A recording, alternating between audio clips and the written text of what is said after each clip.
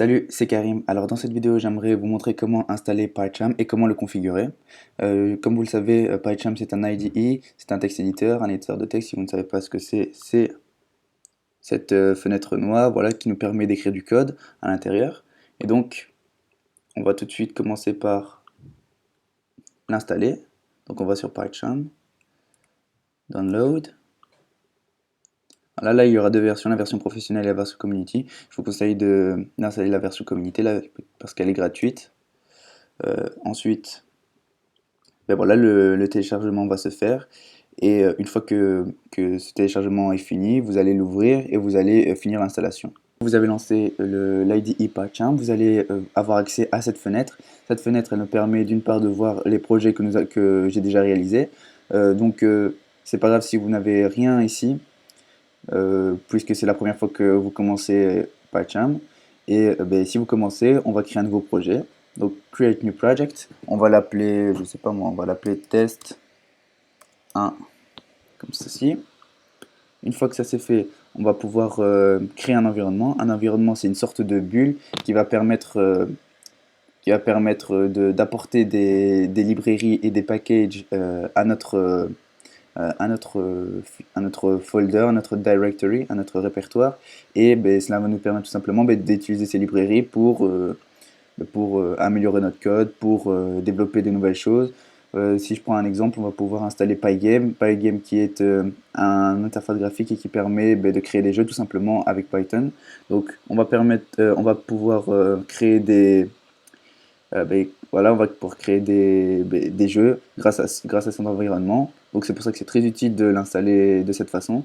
Et donc on va dans New Environment Using. Donc là on va dans Base Interpreter. Base Interpreter c'est la version de Python qui est disponible sur votre système d'exploitation, sur votre ordinateur. Donc là, moi, j'ai plusieurs versions. Je vais utiliser la version 3.7 parce que c'est la version la plus récente. Ici, voilà, vous avez accès à tous vos folders. Là, moi, ici, j'ai accès à tous mes projets, tout simplement. Et ben, ouais, ouais, voilà, j'ai accès à tous mes projets. On a sur PyCharm Project. Ici, tous les environnements. Bref, une fois on a fait ceci, on va créer le nouveau projet. Voilà, l'environnement va se créer et on se retrouve juste après quand on est paré à coder. Comme vous pouvez voir, une fenêtre vient d'apparaître. C'est la fenêtre qui est relative à notre projet. Donc le projet test 1, PyCharm Project test 1. Donc ça nous prouve bien que nous sommes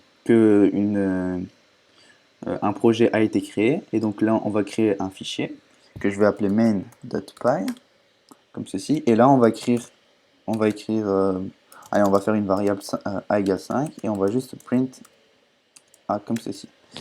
Et donc là, vous allez sûrement vous dire, mais comment on va pouvoir afficher le résultat 5 si on n'a pas de terminal, si on n'a pas de console, si on n'a rien de tout ça? Et tout simplement, ce que l'on peut faire, c'est que, bon, ici, j'ai déjà setup le main.py, mais si vous voulez le faire à votre façon, vous allez dans Terminal, vous allez ici, Start Directory, et vous avez tout simplement à remplacer le nom du projet, enfin PyCharm Project, par test 1, et tout simplement le fichier que vous voulez exécuter. Et donc, une fois cela fait, vous appuyez sur OK, et là, vous allez appuyer sur sur le petit triangle là, et si le petit triangle n'est pas vert, vous appuyez sur Run et vous run main, tout simplement. Voilà, et donc là, on a le numéro 5, donc tout marche très bien. Et donc voilà, c'est tout pour cette vidéo, je vous dis à la prochaine.